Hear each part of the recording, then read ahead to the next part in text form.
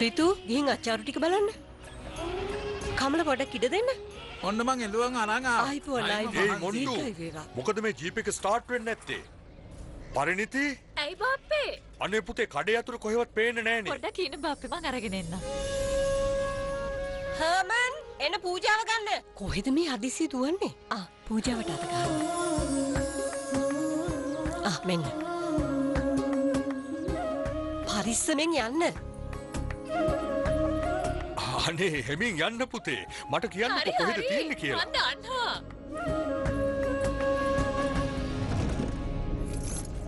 පරි අනේ පුතේ කොහෙද මේ කසායක? මං අරන් එන්නම් පුංචි. අයියෝ අද එබෙව්වද?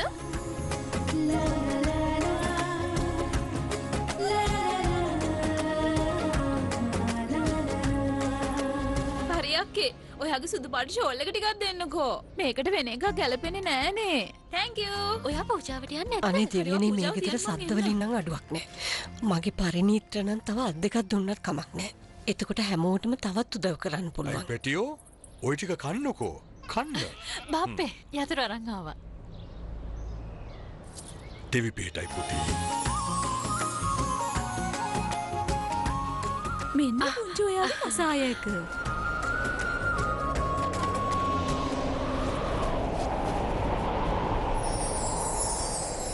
හරියක්කේ මේ ෂෝල් එක නම් මගේ ඇඳුමට හොඳටම ගැලපෙනවා.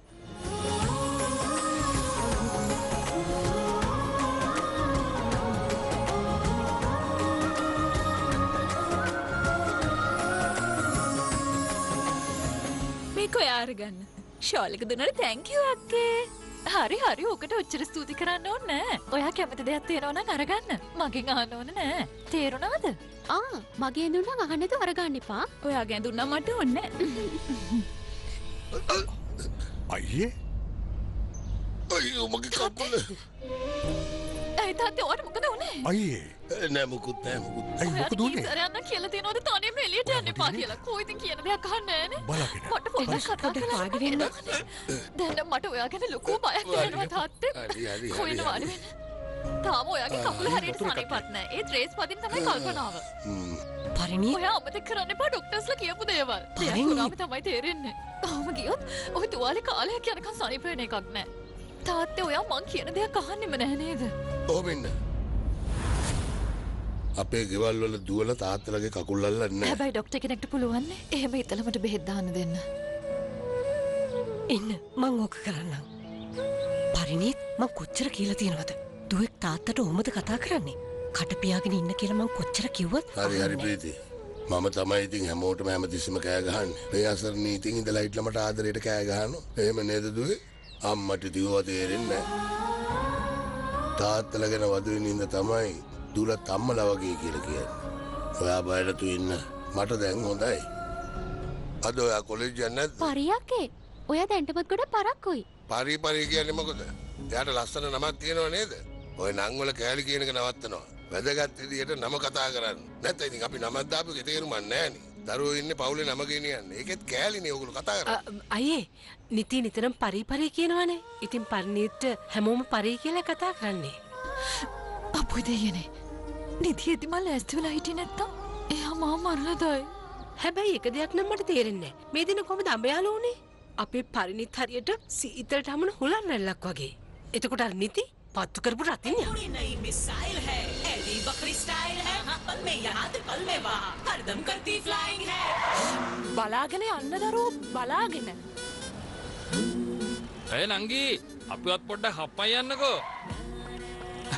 කැමති නම් මට උගන්වන්න පුළුවන්. මගේ යාළුවට ලර්නර්ස් එකකුත් තියෙනවා. ඒ පාර නම් කෙල්ල හැරෙයි වගේ.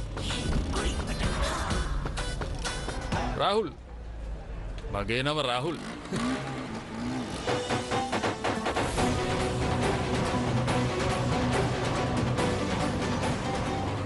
මේ මොකද? ඔහොම ඉන්න.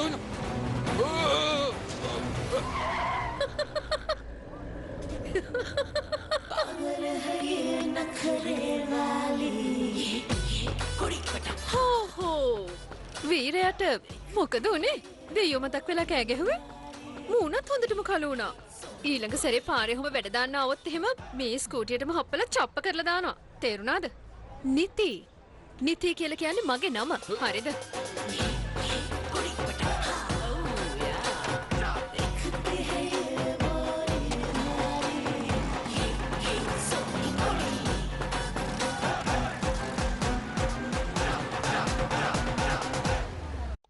කට්ටියටම කෑම කන්න කතා කරන්න. අම්මයි නූපුරුයි කොහෙද? ලොකු තාත්තේ ඒගොල්ලෝ ආච්චිට පූජාව දෙන්න කියලා ගියා. ඔයා වික්‍රම අයියේ කාමරේ මොකද කරන්නේ? ඔයා වීඩියෝ ගේම් ගහනවා නේද ආච්චි? මට මේවා තහනන්ද? මම තාසයි මේ සෙල්ලමට වික්‍රම් පරිව කොලෙජ් එකට අරලවන්න ගියානේ. ඒකම මම සෙල්ලම් කරනවා. ඔයාලා හරිම ස්මාර්ට් ආච්චි. වෙන පූජාව. එහෙමනම් ඔයා හොඳට සතුටු වෙමින් ඉන්නකෝ. අම්මේ මගේ සෙරප්පු දෙක කොහෙද? කබඩ් එක පිටිපස්සේ ඉක්මන් කරලා එන්න. වික්‍රම කොහෙද? ලොකු තාත්තේ අයියා නම් එයාගේ කාමරේ නෑ. එයාගේ අර ජීප් එක පේන්නත් නෑ. අනිවාර්යෙන්ම අර යාළුවෙක් එක්ක රවුම් ගහන්න යන්නේ නැති. ඔය ඉතින් පේනවනේ. මං කියන දෙයක් අහන්නේ නෑ අයියේ. එහෙම කියලා හරියන්නේ නැහනේ. ඔයා යාගේ තාත්තනේ. අයියේ මේ ගෙදර වැඩිමලා ඔයා.